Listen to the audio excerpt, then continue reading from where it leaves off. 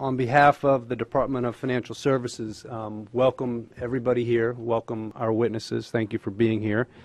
We're obviously starting the first of 2 days of hearings on the regulation of virtual currencies. As you may know, over the last 6 months, our agency has been conducting an extensive inquiry into virtual currencies. We've had dozens and dozens of meetings with a wide range of industry participants. We've spoken to leading academics and law enforcement officials, and we've reviewed thousands of pages of documents, reports, and other materials. Now, today's public hearing is really the next step in that inquiry. Ultimately, it is our expectation at DFS that the information we're going to gather in this fact-finding effort will allow us to put forward, during the course of 2014, a proposed regulatory framework for virtual currency firms operating in New York. I believe we'd be the first state in the nation to do that. Clearly, when it comes to virtual currencies, let's admit it, regulators, all of us, are in new and somewhat uncharted waters. However, I should say that the legal action that we saw yesterday underscores how critically important it is that we put in place guardrails for this industry to help root out money laundering and other misconduct. Now, the goal of these hearings is to really provide a 360-degree view of this new and constantly evolving industry, both its promise and its potential pitfalls. We've sought to bring together a diverse group of witnesses, and they bring with them each an array of different perspectives. We believed that it was important to hear from law enforcement and regulators. We'll hear from some law enforcement tomorrow.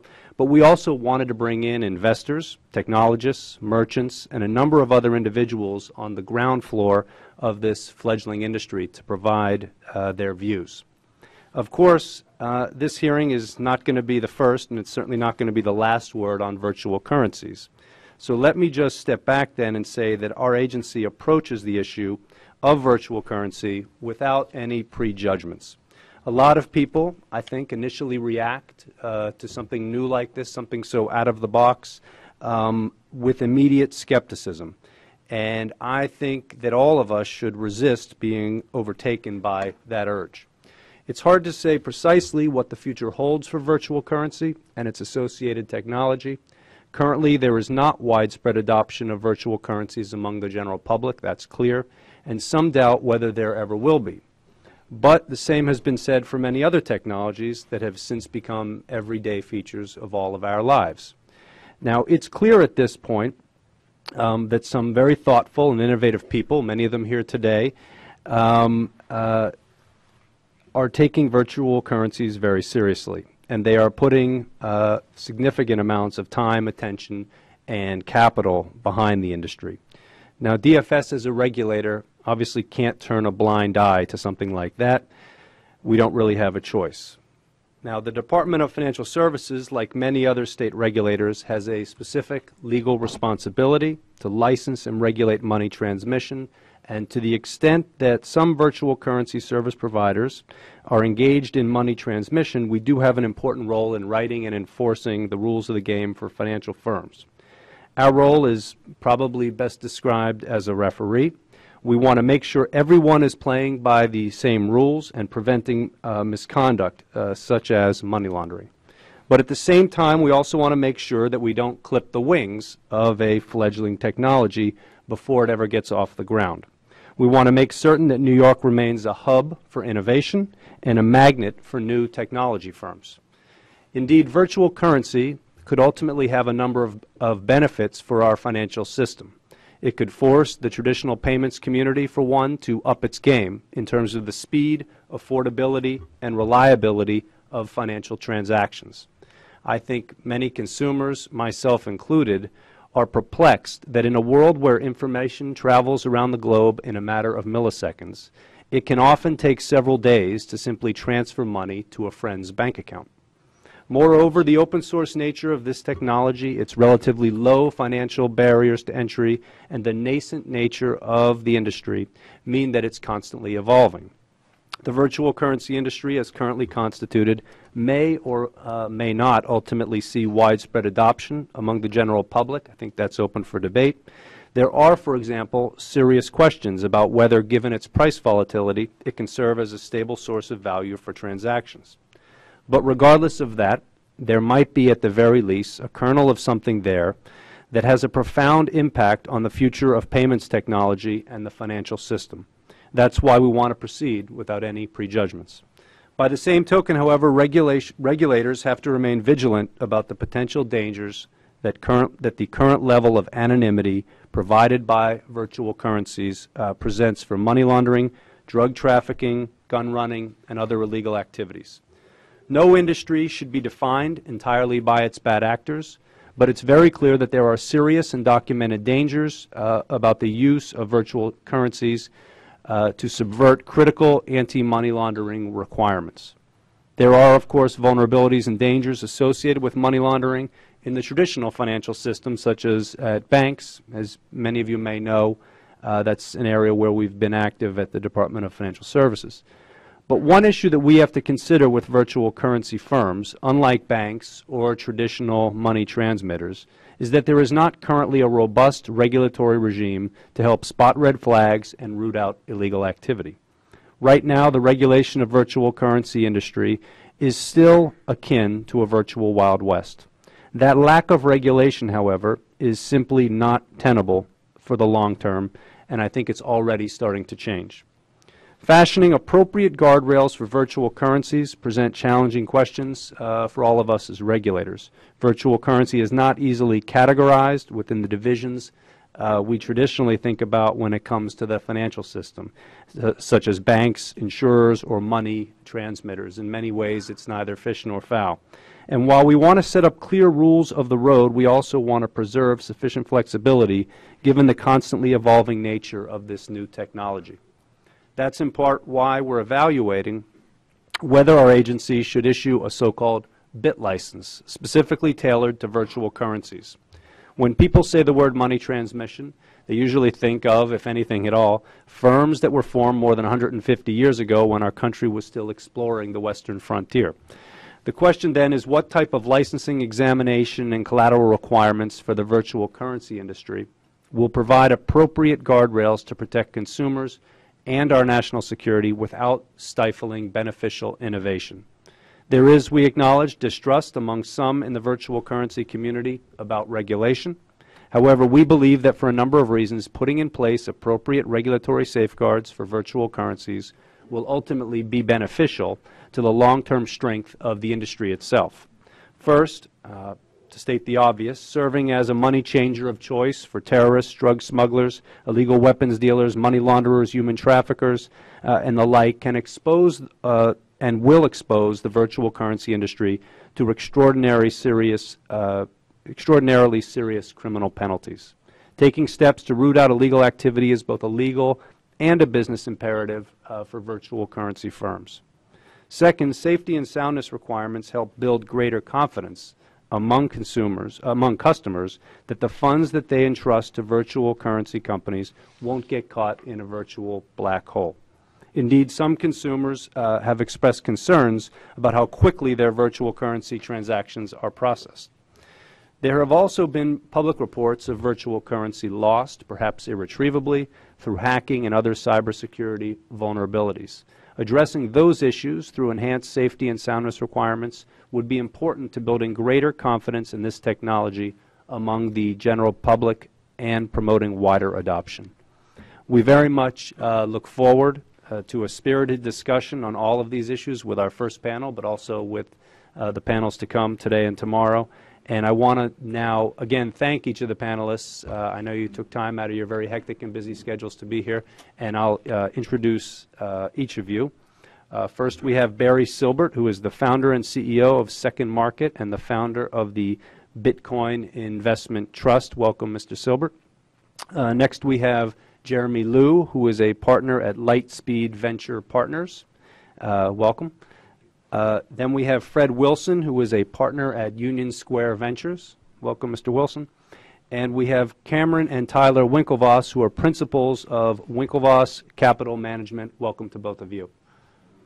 Now, this is just a technicality, but we do this at every hearing. I'm going to swear you in. It's quite simple. If you'll just rise and raise your right hand.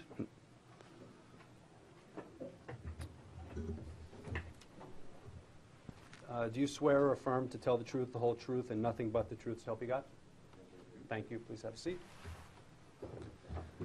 Let me also, just as a housekeeping matter, introduce the very fine people who are up here with me and who actually do all the really hard work. To my left is Danny Alter. He's the General Counsel of the Department of Financial Services. To my immediate right is Maria Philippakis, who is an Executive Deputy Superintendent who runs our Capital Markets Division. And to her right is Dana Syracuse, who's a Deputy General Counsel at the Department. So with all that said, why don't we kick it off and hear some opening statements. We'll turn it over to you to start, Mr. Silbert. Thank you. Superintendent Lawsky and members of your staff. My name is Barry Silbert, and I'm the founder and CEO of SecondMarket, a platform that enables private companies and investment funds to more efficiently raise capital and provide liquidity to their stakeholders. In addition to founding SecondMarket, I also helped create the Bitcoin Investment Trust, also known as the BIT, which is a private investment vehicle that enables institutional and sophisticated individual investors to invest in Bitcoin. We created the BIT to provide investors with a professional solution to gain exposure to Bitcoin in a structure that solved for many of the problems of direct Bitcoin investments, such as having to wire funds to unregulated exchanges overseas, as well as concerns around Bitcoin safekeeping and ownership. By transacting through SecondMarket, a registered broker-dealer, BIT investors gain protection of regulatory oversight, compliance procedures, and a FINRA-registered team. In the 4 months since launch, the BIT's assets under management have grown to over 70,000 Bitcoin, which is approximately $60 million at today's price. Investors include family offices, private trusts, high-net-worth individuals, all willing to invest at least $25,000. In addition to the foregoing, I'm also an active angel investor in the Bitcoin space via my personal investment vehicle, the Bitcoin Opportunity Fund, with investments in over 20 Bitcoin-related companies, including BitPay, Coinbase, Gift, BitPremier, CoinSetter, ItBit, Ripple Labs, Corbit, and BitPagos. Thank you for the opportunity to participate in this important hearing regarding Bitcoin, the state of the ecosystem, and what regulatory changes might be necessary to adequately protect investors and consumers. I applaud the New York DFS for taking a proactive role with respect to virtual currencies and determining what changes, if necessary, are necessary with respect to the current regulatory scheme.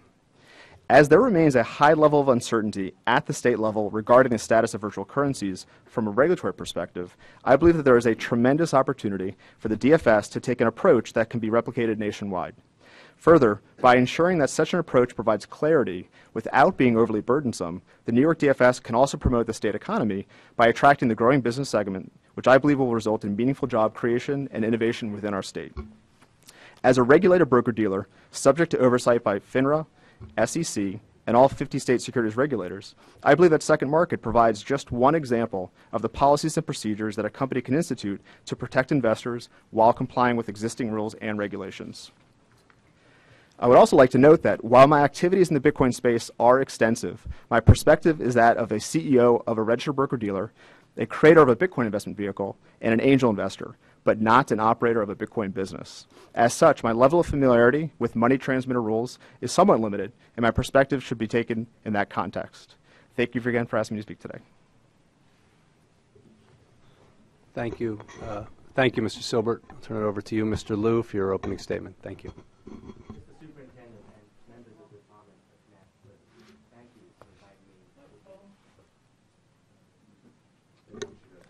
Helps if I turn it on, apparently.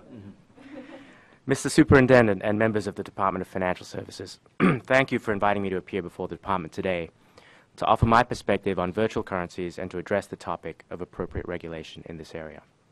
My name is Jeremy Liew.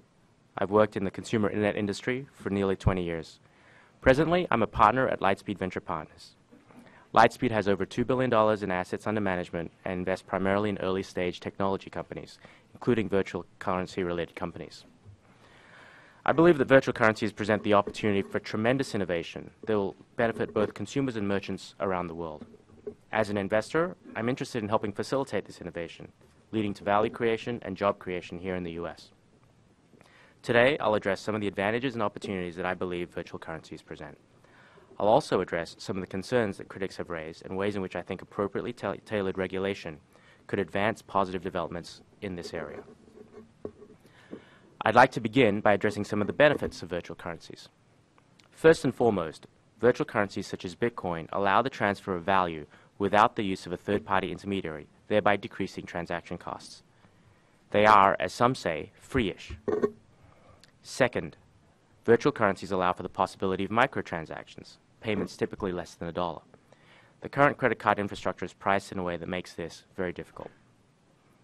Third, virtual currencies, being digital money, allow for the possibility of smart contracts, computer protocols built on top of the virtual currency protocol that can be used to facilitate, verify, execute, and enforce the performance of a contract. Bitcoin is an open source project. As such, it will continue to evolve. As with any technology, from the internet to voice over IP to big data, the full range of possibilities is hard to imagine at the beginning. I expect additional advantages of using virtual currencies to be realized as the technology evolves and matures beyond the infrastructure setup stage. I am aware that a number of concerns have been raised with regard to virtual currencies. For example, much media attention has been focused on outlaw companies such as Liberty Reserve and Silk Road, which facilitated illegal activity. Happily, the people behind these companies have been caught and the companies shut down. We must avoid the lazy temptation to conflate wrongdoing with new technology. Like any new technology, virtual currencies can be used for good or for evil, just as old technology can. We must be careful not to throw out the baby with the bathwater. Some have expressed concerns about Bitcoin's price volatility and how this could make it unsuitable as a payment mechanism. A merchant may not want to take any additional currency risk in addition to their business risk. However, as long as there's a liquid market that will allow a merchant to exchange Bitcoin for fiat immediately upon receipt, they will not be exposed to meaningful currency risk. Moreover, increased investor and regulatory interest in virtual currencies should bolster their legitimacy. Increased legitimacy will, in turn, lead more people and businesses to use virtual currencies, dampening price volatility and creating that more liquid market. I'm also aware of concerns about possible security breaches on virtual currency networks and the need to safeguard against theft and fraud. That is equally true of cash. Security and integrity, specifically security of companies that Lightspeed Venture Partners invests in, is a key diligence area for us. Without it, as an investor, we would also suffer great loss. Turning to the subject of appropriate regulation for virtual currencies, I want to emphasize at the outset that I appreciate that there are various perspectives on how best to regulate virtual currencies. As an investor, there are many areas which I could choose to invest in. The ecosystem around virtual currencies is an area which provides rich opportunity. I think that the overarching principles guiding regulatory efforts in this area should include enforcing the rule of law and collaborating with industry to use existing regulatory guidelines, and only when necessary, developing new guidelines that are clear and not overly burdensome. This approach will stimulate the most innovation and creativity. Regulatory clarity is most important for startups. Today, there are 3 core questions for a Bitcoin user to answer. How do I get Bitcoin? Through an exchange. How do I hold Bitcoin? In a wallet. How do I spend Bitcoin? Through a payment processor. I believe that it is no accident that there is greatest clarity around payment processing regulation, and the world leaders in Bitcoin processing, Coinbase and BitPay, are based here in the US. There is the least regulatory clarity around Bitcoin exchanges, and as a result, there is no leading American-based Bitcoin exchange. American citizens who wish to use an exchange have to rely on one based in Slovenia or Japan. If we had the regulatory clarity to enable a US-based Bitcoin exchange, there would be many benefits for the Bitcoin ecosystem, for US citizens, and for US businesses. The Department has raised several questions regarding specific aspects of virtual currency regulation. My present feeling is that regulators should treat virtual currencies in much the same way they treat other types of currency in considering regulation. I understand that the Department is considering the feasibility of issuing a bit license specific to virtual currency transactions. It's hard to know how to react to this without knowing more about it. Conceptually, I'd be open to the possibility of a bit license framework, provided that it is tailored appropriately. My sense, however, is that it would be easier to use the existing regulatory frameworks to prohibit bad behavior, such as money laundering, rather than developing new regulatory frameworks specifically geared to virtual currencies. Regarding consumer protection guidelines, my feeling is that existing regulatory frameworks are adequate for addressing fraud. I think that virtual currency entities should not be required to follow specific regulatory examination requirements, as existing frameworks are adequate. To the extent that new regulations are created, the guidelines should be clear as to what activities are covered and to whom the regulations apply. In terms of the types of virtual currency transactions and activities that should require regulation, I think that the focus should be on potential money laundering and terrorist financing transactions, as is the case with current regulations governing money services businesses. Virtual currencies represent an innovative alternative to traditional money systems, with significant potential benefits for consumers and businesses. I'm aware of the concerns that have been raised and the challenges that regulators face in deciding how best to regulate in this rapidly evolving space. However, I think that an appropriate balance can be struck between enforcing the rule of law and promoting innovation and legitimate commercial uses of virtual currencies, as I think you reflected this in your opening statements. Thank you for inviting me to appear, and I look forward to answering questions. Thank you very much, Mr. Liew. And I'll just mention that I think most of you submitted written testimony as well, and we'll take that all and put it in our record as well, so that'll all be there permanently for anyone else to see. So thank you. Mr. Wilson. I'd like to thank Superintendent Losky and his colleagues for inviting me to testify here today. The reason that I wanted to come and talk at this hearing is that I have been investing in, my name is Fred Wilson, and I'm a venture capitalist. I've been investing in technology and internet companies for almost 30 years. The reason I wanted to come testify today is that the single biggest opportunity that I've come across in my career happened in the early 90s with the advent of the commercial internet. And the thing that was so important about the advent of the commercial internet was that it enabled global permissionless innovation, meaning that anybody who wanted to deploy software on a web server anywhere in the world could immediately access customers everywhere in the world. And as Jeremy mentioned, there are no intermediaries required. The internet is a peer-to-peer system. It is distributed, and it is operated via many open source technologies and protocols. Now, virtual currencies, particularly Bitcoin, remind me so much of that time, the early 90s. And I believe that they represent exactly the kind of potential for innovation in the areas of financial and transaction markets and services that the internet opened up when it came of age. I think that we face all the same risks and all the same opportunities. And I was very heartened by your comments, Superintendent Losky, because I think that you recognize that while we need to regulate this kind of innovation, we need to do it in a way that doesn't reduce the amount of innovation that happens. And I think in particular, we need to regulate at the edges of a system like the internet or Bitcoin, but we should not regulate how the system itself operates. So, as Jeremy mentioned, things like anti-money laundering, know your customer, and capital requirements, and the kinds of things that the current regulatory regime already requires are probably the right kinds of regulations to put in place for Bitcoin as well, and all virtual currencies. I think Bitcoin is the most promising and certainly the most widely adopted of all virtual currencies. I think we could see the development of multiple virtual currencies, although I suspect that the technological framework will be quite similar to what Bitcoin uses. And I think we are at the beginning of a very promising and exciting time, not just for investors, clearly for investors, but I think also for society. I think that much good will come of this in the same way that much good has come of the internet.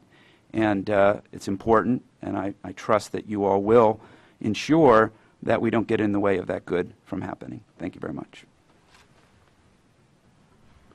Thank you, Mr. Wilson, for that testimony. Turn it over to Cameron Winklevoss. I don't know if you were both planning to testify one at a time. That's fine, or however you want to do it. I was just going to read a statement on behalf of both of us. Great. Okay. Thank you.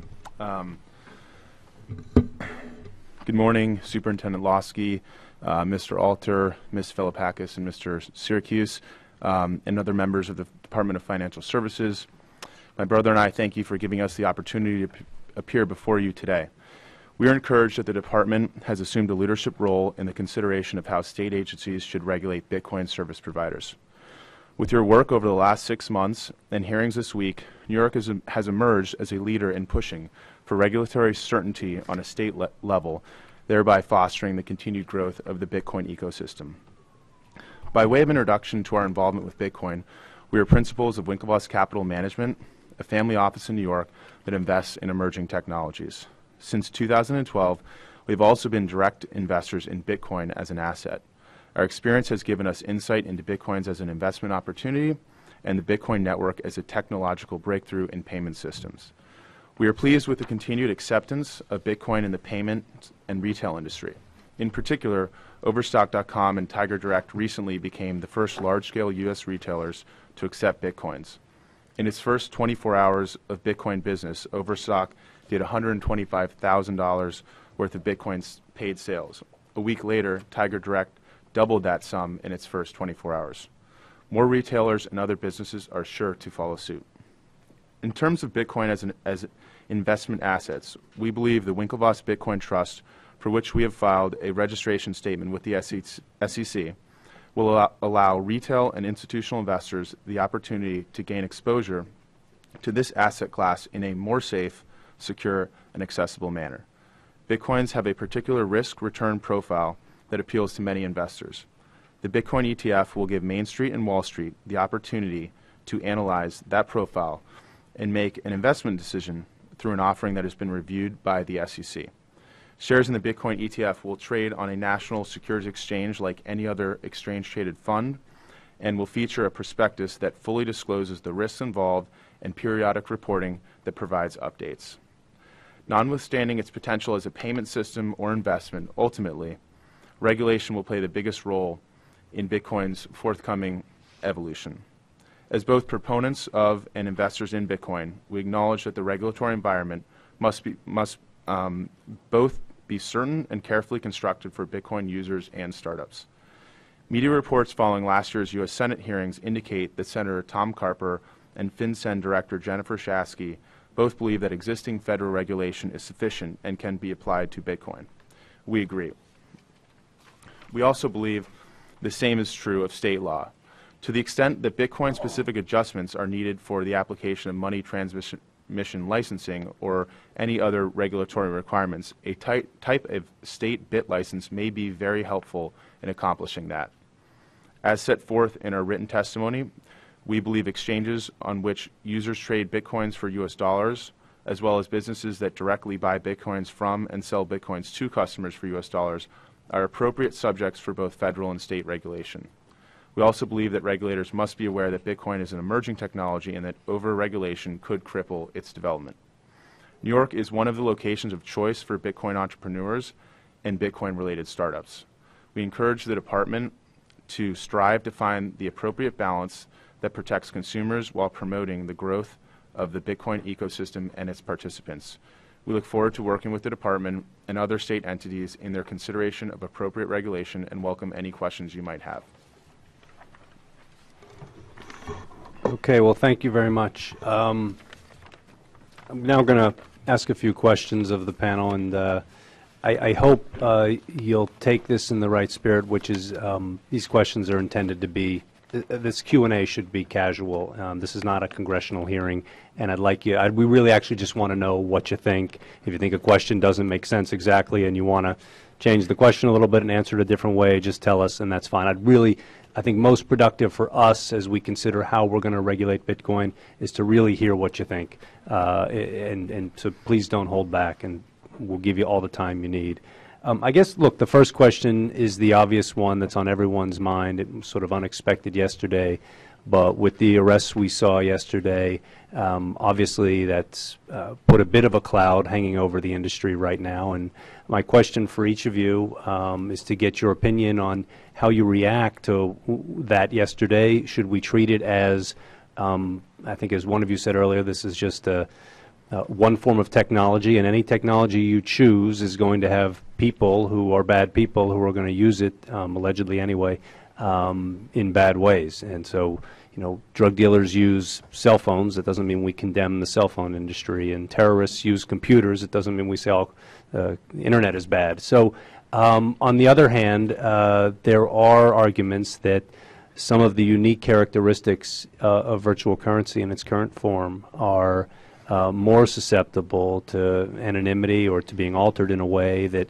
allow people to remain at least pseudonymous, and that raises significant questions. And what we don't want is to have a world where Bitcoin or virtual currency are a place, a haven for those who are committing illicit activities. So how do each of you react to what we saw yesterday and what we learned yesterday and what it means for Bitcoin or virtual currency and its future? So we'll start with Mr. Silbert. So I've not read the complaint yet, so my knowledge is really based on headlines and press coverage. But it seems as if those who are kind of accused or convicted, it seems like the system is working.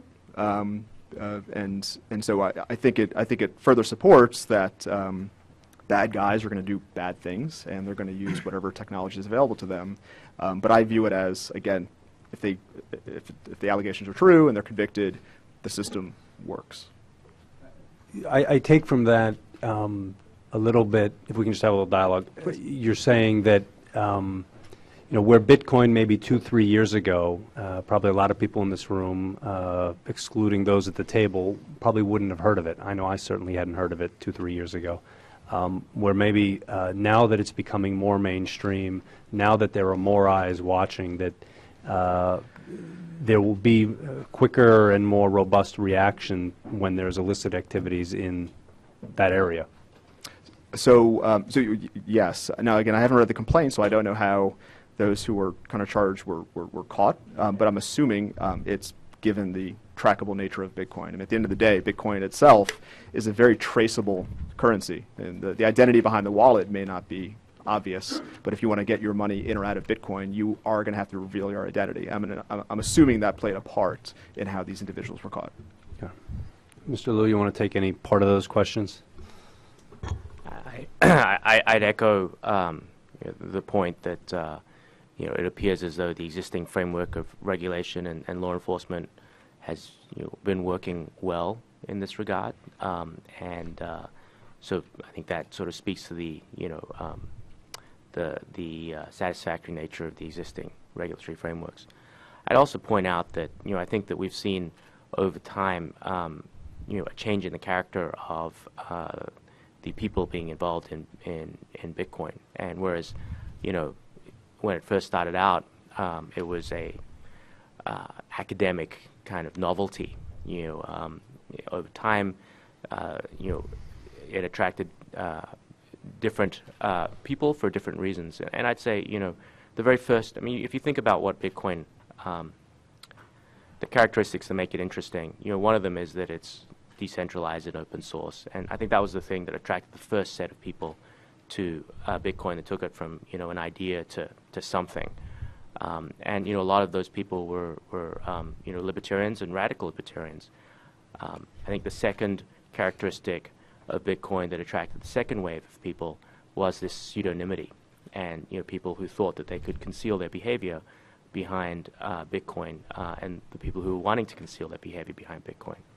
But I think what we've seen over the course of the last year and a half has been a set of people who are attracted to the two other aspects of Bitcoin. The first being that it is free-ish. It dramatically reduces transaction costs. And the second being that it's programmable, and it offers the opportunity through that for a lot of additional functionality to be built on top of it. And so you're seeing this kind of change in the nature of the Bitcoin population. And frankly, that's what's interesting to me as an investor, because it turns out that the market of radical libertarians is not very big. And the market of criminals is not very big. But when you're offering free, radically reduced transaction costs, and when you're offering the ability for programmable money that can put a lot of additional functionality on money, then you're talking about a market size of everybody in the world. That's pretty interesting to me as an investor. And I think we're seeing more and more entrepreneurs and investors coming into the market who are attracted to that value proposition, and less so to the idea of pseudonymity. Would you say, because it feels to me a little like, and I think underlying what you're saying is it may be that Bitcoin and virtual currency are sort of at a little bit of a tipping point right now and can end up going in a number of different directions. And if if I hear you right, if Bitcoin goes the more mainstream direction in favor of a little more regulation, a lot less crime, and enhancing the benefits that it could provide, taking the frictions out of transactions, taking the costs way down for international transfers, that you could see Bitcoin really growing in a way. On the other hand, it could tip the other way, and if Bitcoin continues to be primarily, if the primary benefits Bitcoin ends up providing are the pseudonymity and the sort of an easier place to commit crimes, that it may not end up becoming ubiquitous and thriving and an important new feature. I mean, is that fair to say? I would recharacterize that slightly. I think that the Bitcoin community is moving in the direction of greater legitimacy of people who are looking to drive economic benefit of the sorts that we were just talking about, and is moving away from the primary benefit being pseudonymity. So I don't think that this is a tipping point where it could go in either direction. I think the trend is very clear. You think you've tipped? I think it's going in that direction. I mean, you know, as an investor, I'm sort of putting my money on that case because, like I said, it's simply not that interesting an investment if it doesn't have that sort of market size and that sort of proposition.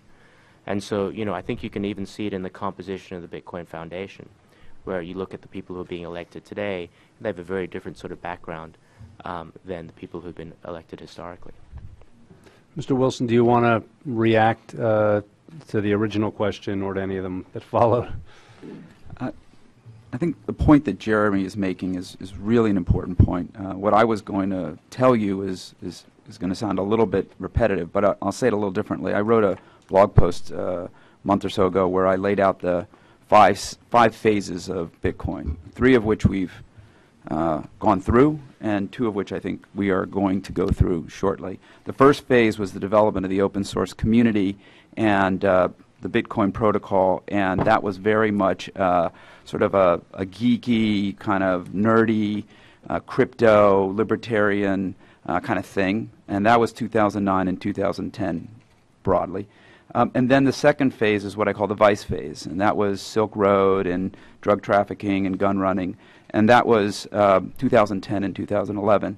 And then the third phase was speculation, trading, price speculation, and we're in that phase. I think we are getting to the end of that phase. That was 2012 and 2013. Wait, hang on, 2009, 2010? No, that's 2013, 2014.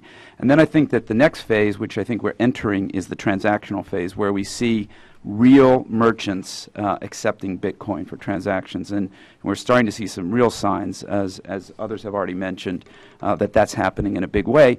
And I think that the final phase, and these build on each other, right? They're not, that you don't completely leave one to go to the other, is the phase that Jeremy talked about of programmable money. When money can move via an infrastructure that's programmable the way that Bitcoin and the Internet is, you can build applications. So we'll see someone build the next Ticketmaster on top of the Bitcoin architecture. We'll see somebody build the next stock exchange on top of the Bitcoin architecture.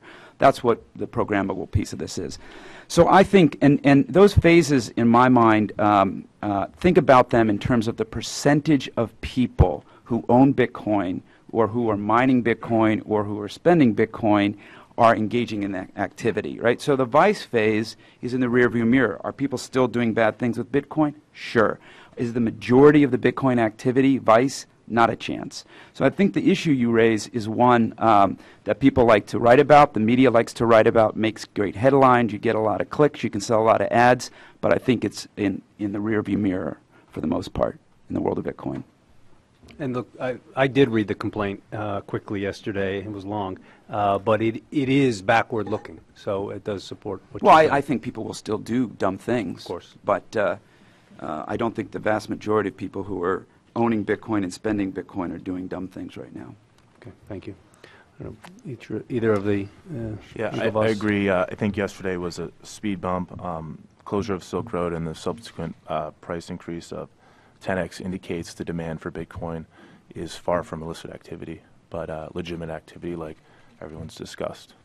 Would you all agree that one of the promises of Bitcoin is the sort of the programmable stage, the businesses that are going to be potentially built on top of it?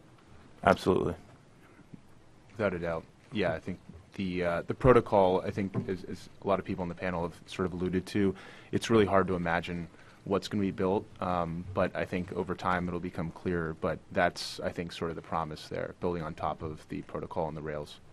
If you had to predict the future, which I guess as investors you often do in your own minds anyway, do you think that we'll see an emergence of a single virtual currency, or do you think we'll always have multiple alternatives? Because if there are multiple alternatives, one thing I'm interested to talk about is, Bitcoin has a public ledger, and that's a very good thing from law enforcement and from a regulatory perspective if we ever need to trace things back.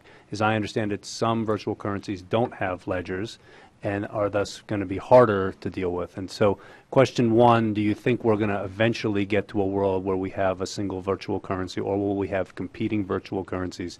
And then if so, if it's multiple, I guess my second question is, do you think we should think about requiring or pushing the industry towards at least having public ledgers if you're going to have a virtual currency? I think so far it seems like Bitcoin has such a sort of large head start and such a wider adoption. I wouldn't say necessarily, though, it will be the only virtual currency, but I think a lot of the potential advantages or differences in other currencies, Bitcoin could sort of pivot or adopt if the sort of the network and miners and people accepted that. I think the public ledger is a very key element of Bitcoin, and I think that's one of probably more can be misunderstood. I think the fact that it's public, it makes it incredibly transparent, and you can trace a Bitcoin from the beginning of time, which is, I think, great, and from a regulatory standpoint, obviously important. So I think probably one of the things we need to do is make sure that Bitcoin, we don't take it sort of, regulate it from being sort of the winner, so to speak, right now, because I think it has a lot of attributes that appeal to technologists, but also make it something that regulators appreciate and want to work with because of the public ledger. Yeah, I think money has the ultimate network effects. So I think Bitcoin is the runaway winner, and I do believe it's very much a winner-take-all landscape. But if the regulation is so draconian then that Bitcoin can't thrive, then the danger is there's alternatives, like you said, without a public ledger that might have more of a tumbler system where people put their money in and they can redeem, and you can't actually trace where the money's going. So that becomes a possibility if regulation's not thoughtful and circumspect. I think keeping the word bit and not making a Bitcoin license is probably a good idea, just to leave the availability for some other innovation, because it could happen. It's possible. Any of our other panelists want to also address that question? Well, I think on the protocol side, the history of protocols are that it's a winner-take-all. It's HTTP, it's TCP/IP, it's SMTP. So I think on the protocol side, it's going to be Bitcoin. What can emerge in terms of the store of value, the currency component, I think is still TBD. Certainly, Bitcoin seems to be by far and away the most popular virtual currency to own and transact with, and maybe that just will be that way. But I can't say for sure that we don't see other virtual currencies emerge on top of the Bitcoin architecture. And there are some arguments as to why that would be a good thing, and there's arguments on the other side as to why that would not be a good thing. So I think that's less clear, in my mind anyway. Nothing more to add. Great. I want to turn it over to my colleagues to ask some questions, but let me just ask one more. Do you think it's fair to say, and I think it's in all of your testimony, but I just want to hear if you want to put any gloss on it or any nuances, that going forward, the virtual currency world to sort of thrive and succeed and become more mainstream is ultimately going to have to really embrace regulation. Like I think I said in my opening statement, there are some people in the Bitcoin community from the libertarian side of things that want government to just leave it alone, would you say regulation is both inevitable, but more importantly, actually ultimately going to be crucial for the survival of virtual currency? I think one of the challenges you have as a regulator with respect to Bitcoin is that it's a global phenomena. And if you look at the landscape, both kind of from a regulation perspective and tax perspective, you're seeing a lot of different approaches to how to regulate Bitcoin and how to tax Bitcoin. And I do believe that, I think Jeremy made the point earlier, that one of the reasons why the dominant exchanges are located overseas is because of the uncertainty around how those businesses should be regulated. And I think, unfortunately, I think that's a missed opportunity, and I do hope that we kind of right the ship and the dominant exchanges end up in the U.S. and, quite frankly, here in New York. So I think over time, the regulators are going to have to come up with a way to treat Bitcoin that is balanced and thoughtful, but also recognize that this is a global phenomena. And as much as certain policymakers, certain regulators may hate the idea of Bitcoin, typically once they dig in, they come to appreciate the power of it, recognizing that the companies are going to get created, jobs are going to get created, innovation is going to happen. We've got to figure out a way to do it in a balanced way so that it happens here in the U.S. and hopefully here in New York. Mr. Liew? Speaking selfishly as an investor, I think that having clarity around regulation that's based in the U.S. And here in New York, which can serve as a positive example for other regulatory regimes as they develop around the world, is likely to be a very positive thing. I think that, again, it needs to be balanced and it needs to be appropriate so that the innovation can occur, because if it isn't, then that innovation will occur outside of the boundaries of the U.S. And, again, as an investor, that's less interesting to me, and I frankly think it's less good for consumers. Mr. Wilson, anything to add? Yeah, I think it's inevitable that there's going to be regulation. There should be regulation, and clarity is important. The other thing that I think is important is to recognize that many of these new companies are 2, 3, 4-person companies, and it's very difficult for them to do the same thing that J.P. Morgan Chase does. I think when they grow up, they should be expected to do exactly the same thing that J.P. Morgan Chase does. But I think there needs to be some idea of a on-ramp to regulation that is inviting of these young companies to engage with the regulatory environment in a way that they can actually do it. That's the issue. It's not that they don't want to do it. It's like, I got to run my servers, I got to write my code, I got to deal with my customers, and I got to apply for money transfer licenses in all 50 states. And so I just would encourage you all to be mindful of that challenge and not expect a 3-person company to be able to do the same thing that a global company with hundreds of thousands of employees can do. And I think if you do that, I think everything should be just fine. It's a fair point, and I think the Winklevoss brothers mentioned this in their testimony, in their written testimony as well. Look, we, on the regular old banking side, forget the internet for a minute, and the virtual world, we deal with the mega banks who have thousands and thousands of people working there, but we also deal with about 80 mostly upstate community banks, some of which have 10, 15, 8 employees.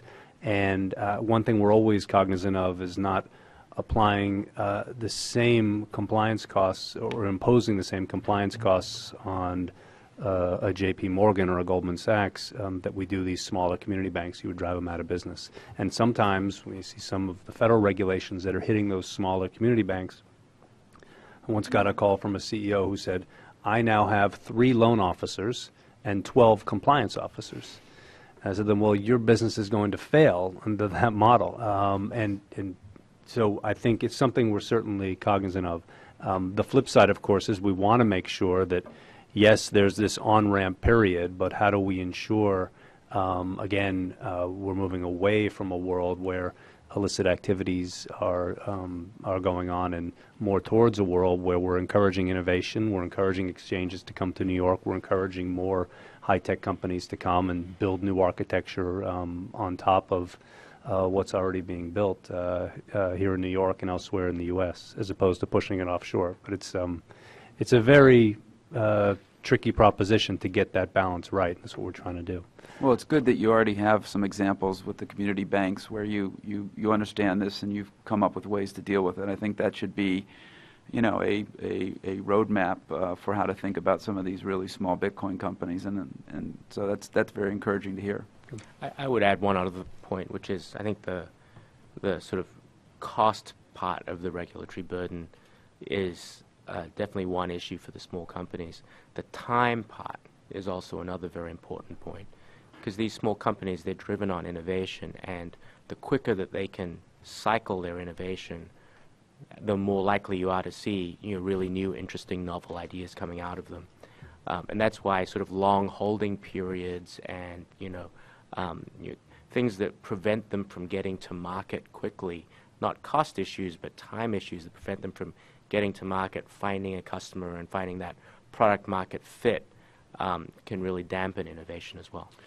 Yeah, I was a good metaphor for this is the music industry. So there are literally thousands of startups that have wanted to create new music listening experiences over the past 15 years, and it takes 2 or 3 years and probably several $1 million of legal fees to get the rights to stream music legally, and most, say 95% of those companies aren't going to build something that more than 5 or 10 or 20,000 people actually even care about. So the idea that you would require every single one of them to get fully licensed by the music industry before they even know if they built something that matters makes no sense. And yet that's how the music industry is operated. And when a startup walks into the offices of a music executive and says, I've been operating for 6 months, now all of a sudden the service is working and we're really successful, and now we need to get rights,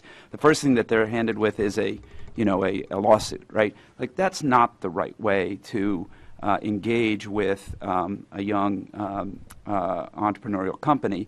And so I just think as long as the regulatory environment doesn't behave that way too, and understands that sometimes an entrepreneur needs to build something and put it in the market to see if anybody even cares before they go and ask for the permission to operate, that's actually a good thing, and that we should allow that societally. We should allow that to happen across all industries. And then once it turns out that there's a real business there, the money will come, the regulation will come, and all of that can happen in good time. That's really important. Yeah, and a good counterexample that has encouraged that would have been, for instance, Google or Facebook APIs, which are free up to a certain point, and therefore encourage the innovation. But then after they reach, after a customer starts to reach a certain size, then it's a business relationship. Yeah, no, look, I think there's a lesson for regulators in there too, which is, again, our money transmitter rules were written way back, and the process was often much slower, and it frankly didn't matter. It wasn't that the technology of the money transmission that was behind the money transmission businesses we were licensing wasn't changing every few months. And so it didn't matter if the licensing process took a year, 9 months, whatever it is.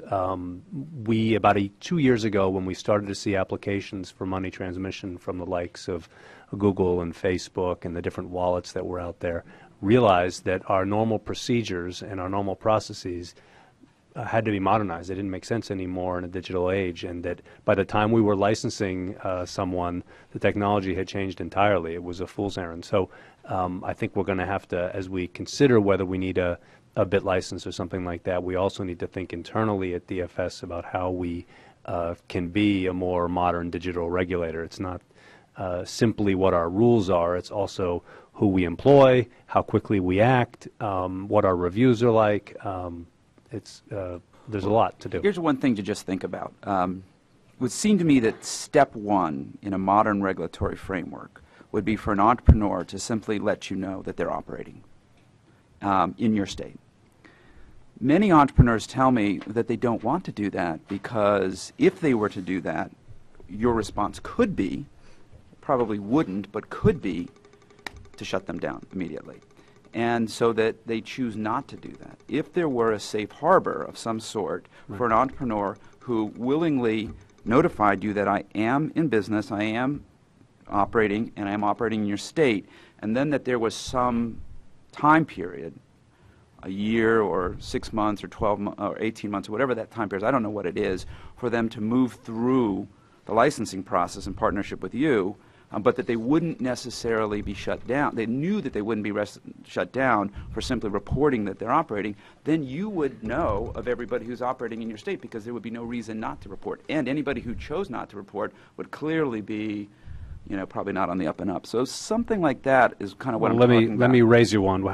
How would you react to a safe harbor that if you want to qualify for the safe harbor, you also need to have you need to show some basic level of Bank Secrecy Act, anti-money laundering, compliance rules put in place? I think the question is how burdensome are those things for a 3 or 4 or 5 person operation, and the lighter that they are, the more that they can be implemented in code as opposed to in labor, and the more that someone could get compliant quickly with those things. I think those are good ideas. I think if it requires somebody to go raise $1 million or hire 5, people, then that could be hard for people, and that again might cause somebody to not self-report. So I think that's really the thing you want to think about is if you can encourage people to be compliant, because the cost of being compliant, at least initially, is not very large, and then over time that cost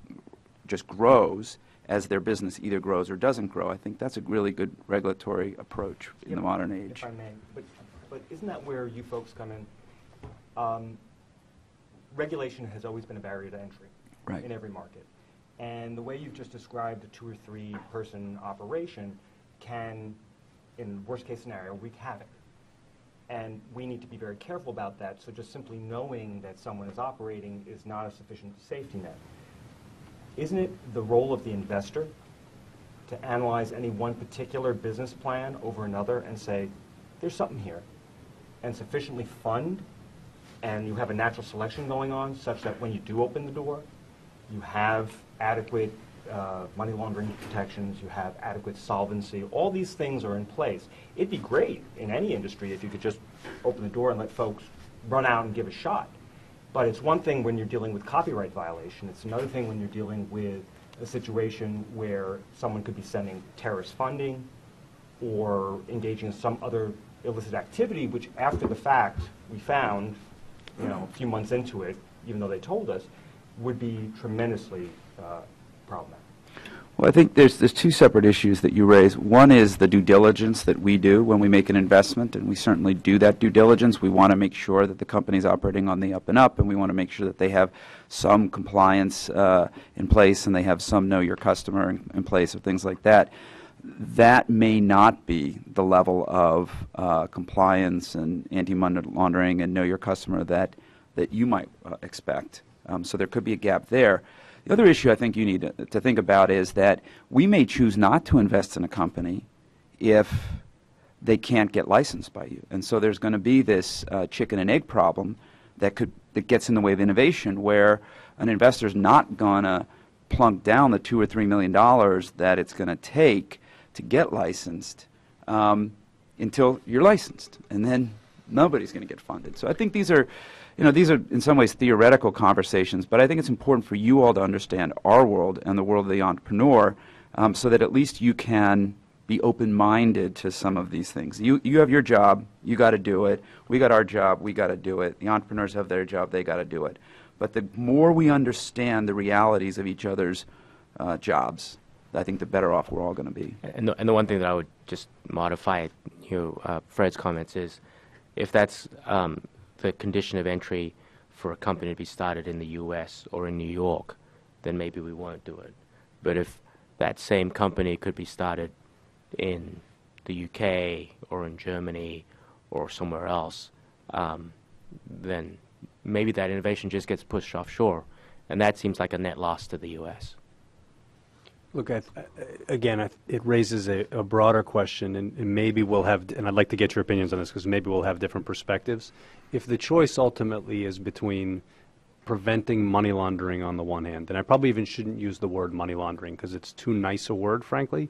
Money laundering is the facilitation of all kinds of horrific crimes that I think everyone in this room never wants to see happen. Narco-trafficking being one, but acts of terrorism, funding rogue nations, et cetera, all take place through massive money laundering. Now, we have it in our system as we do now, but if to have money laundering, if the choice for the regulator is permit money laundering on the one hand or permit innovation on the other, we're always going to choose squelching the money laundering first. It's not worth it to society to allow money laundering and all of the things it facilitates to persist in order to permit 1,000 flowers to bloom on the innovation side.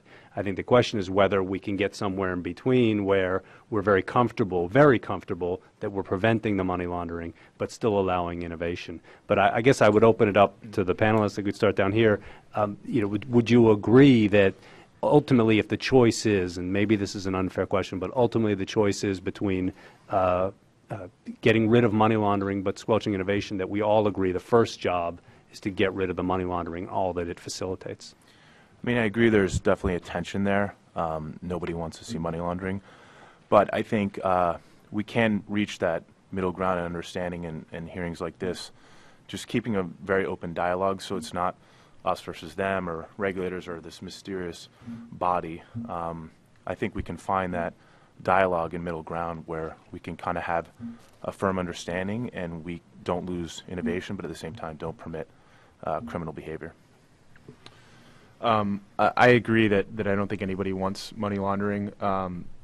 When we first saw Bitcoin, about a year and a half, almost 2 years ago, I don't think anybody would deny that it was a bit of a wild, wild west because there was no regulation, there was no framework to evaluate the asset, evaluate companies, determine who was compliant, who was not. And a Wild West, attracts cowboys. And I don't think anybody here would disagree with the fact that a sheriff would be a good thing. It's just how do we sort of apply that law? I kind of like the concept that Fred brought up about a bit of a safe harbor where if you register and let us know what you're doing for a certain period of time so we can kind of build our technology and focus on what we do well, and the investors can focus on what they do well, which is basically coming up to speed on Bitcoin, doing the due diligence on the startup, as opposed to having to become also a regulatory expert.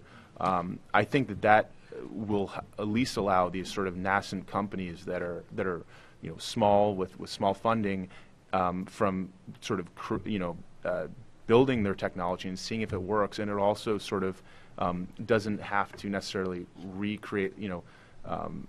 Basically, the culture of investors is not to basically be paying millions of dollars into startups to make sure that they're compliant. And I'm not saying that that will always be the case, but I think it's one of the things entrepreneurs have sort of run their head up against is going to investors and saying, I need capital for this and also this huge sum for regulatory compliance and lawyers. Now, I think one potential outcome that could come from the type of regulation that we're talking about is startups that are geared towards helping other startups be compliant.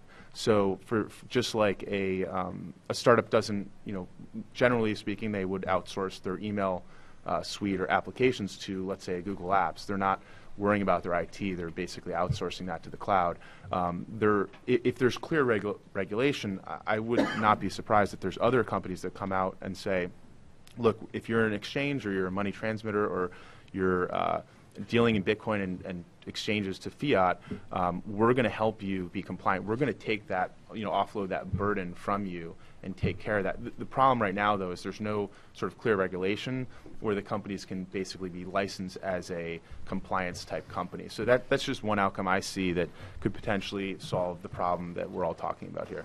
It's an interesting idea because certainly there is an entire industry right now helping banks try to stay compliant, for better and worse sometimes, with our BSA AML rules. And certainly there's an industry already out there that could, maybe part of a piece of it could be spun off more into the virtual world to try and help fledgling companies do that. But it would be a way to ensure that, yes, it's a small company, yes, we want them to innovate, but at the same time, we just can't live in a world where we're going to permit money laundering to go on.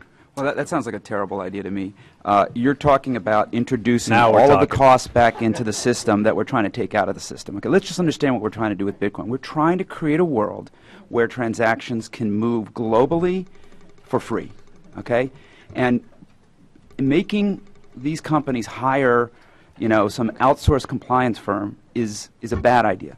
The good idea is to put the compliance into the code. Okay, just yesterday I opened a bank account with Deutsche Bank because I got distributed some stock from a venture fund I'm in, and Deutsche Bank was the agent who was, so I have to open a bank account. I had to fill out 5 separate pieces of paper. I had to file an AML form, I had to file an account opening form, I had to file out a W-9, I had to file out, make sure that I wasn't a partner in some brokerage firm, all this stuff, right? If I could have just authed with my Facebook account, okay, if I could have just gone to the Deutsche Bank website and auth with my Facebook, they would have gotten most of that information directly from Facebook, and they could have onboarded me instantly. That's the idea of putting it into code. Now, you may say, look, Facebook can't act as the know your customer provider for the world. And maybe that's right or maybe that's wrong. I don't know. Maybe LinkedIn plus Facebook plus Google plus my social security number plus my global entry number. I don't know what it is. But something like that that could handle, AML, know your customer in code as opposed to this really heavyweight compliance infrastructure that we're now enforcing on companies is the right answer. That way you can do compliance at scale for no money, and we can drive the cost down to the consumer of doing transactions down to zero. Of course we need to stop bad people from moving money, but by making me have to fill out 5 forms, I'm a good guy. That's not a good answer in my opinion. I think that we have a lot of good kind of parallels. The idea that we're going to eliminate money laundering would be wonderful. I mean, I live here too. I think that would be fantastic. But we accept some level of risk in the current regulations. I can leave the country with, up to, I think, $10,000 of cash. So, like, someone decided that $9,999 was acceptable risk, and more than that, we start to have to declare. And I think that principle of, controlling bad behavior, reducing bad behavior, minimizing the risk of bad behavior rather than eliminating bad behavior, that principle which we already apply in other regulations, we should also look at for, when we think about virtual currencies.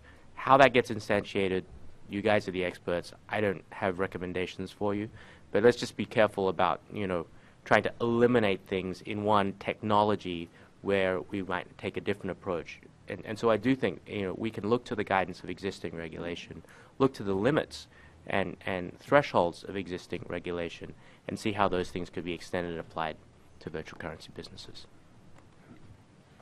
The only thing I would add is one of the first steps I think you could make is carving out what is clearly not going to be kind of covered under new regulation. So if you kind of look at the Bitcoin space, you have mining, you have merchants who accept Bitcoin, merchant processors, store of value accounts, exchanges. I think, based on the concerns that I've heard identified so far, I think it's pretty easy to kind of carve out miners. You can carve out merchant processors. You can carve out merchants who accept it. You can carve out consumers who use it. And when we're talking about kind of money laundering and I forgot the term you use, narco trafficking. What does that mean? Trafficking in narcotics. Okay. Okay. Usually refers to sort of international cartel type activities, Gotcha. Shipping drugs, Gotcha. heroin, cocaine. Yeah, so I think you can, if I think about it sounds bad, yeah. It's bad. So if you're looking to protect consumers in terms of having money, whether it's in the form of Bitcoin or cash, in an account that's going to get hacked or stolen, that's something that clearly needs to be regulated. If you're talking about the exchanging of Bitcoin into fiat currency, that's something that has to be regulated. So let's kind of narrow the focus to the extent possible on the very few areas where we think we need regulation, and let's be clear as to kind of what is not in that category. I agree with what Fred said back before about the edges of the system. And it's also the metaphor of the garage. We have to have companies coming out of the garage, otherwise the incumbents who aren't providing all the answers are the only ones who can play. And if we're going to have disruption and innovation, we need that garage metaphor to stay alive. And just to clarify, if there is sort of, let's say, a sub industry that sort of offloads some sort of compliance, I agree that to the extent that it can be done through code, to the extent that existing companies can do that, I totally agree. Anybody who's sort of try to open up a bank account and fill out all these forms and stuff. I mean, it's a labyrinth. It's hard to navigate, and I don't see that it has to be done more than once. So I do agree that we should try to avoid, excess layers if possible. It took me 2 weeks to open a new bank account with J.P. Morgan Chase, where I have a number of bank accounts already. That seems ridiculous. I don't know why that's the case, but I think it has to do with know your customer and account onboarding. I sympathize with Jamie Dimon. He runs an overregulated company, in my opinion. As a customer, I can tell you he runs an overregulated company. I'm not sure I share all the sympathy, but look, I mean, I do share, I agree, it's annoying to have to fill out forms. I mean, but the flip side is, as regulators, we're trying to make sure, not when Fred Wilson opens an account, but someone else, we're 50 yards from the old World Trade Center here, and I think all of us never want to see anything like that happen again. And it would have been a lot harder for 9/11 to ever have occurred had we had the protections in place that would prevent the movement of massive amounts of money around the globe by people who would want to kill everybody in this room. So I think the key is to not create useless regulation, but I think the motives behind a lot of those rules are to ensure we don't miss something again. Yeah, but global entry, I think, is a good model, right? So I went through a fairly laborious process with the TSA to establish an account and get an identity with them and a known traveler number. Once I've done that, the process of me crossing the border becomes almost instantaneous.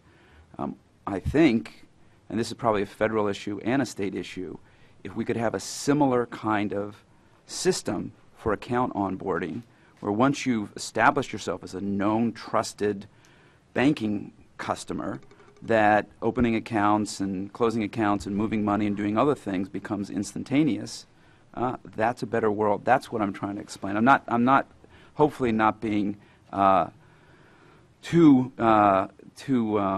critical of regulation, because it's not the regulation itself that I think is the problem. I think it is the way in which the regulations are currently promulgated that is the problem. And I think understanding that technology is your friend is the answer. And so that's really the rant that I'm on, and I'll get off of it now. Thank you. I think that's an interesting point. I looked at a Bitcoin ATM startup in the last month or two, and their system, they're taking a picture of the individual, they're taking their license, they're even taking a palm print. And so the KYC is actually, I think, almost better than other banks that offer it. And they can do it in basically 5 minutes. And generally, if you put an ATM in a coffee shop, you can basically do all this KYC, submit it, grab a cup of coffee, and in 5 minutes, they know their customer, and that doesn't have to be repeated again. It reminds me a lot like the global entry system, and I think it's incredibly efficient. It gets all the information you need, and then it allows that person to basically enter the world of Bitcoin and transact without having to have that overhead again. It's interesting.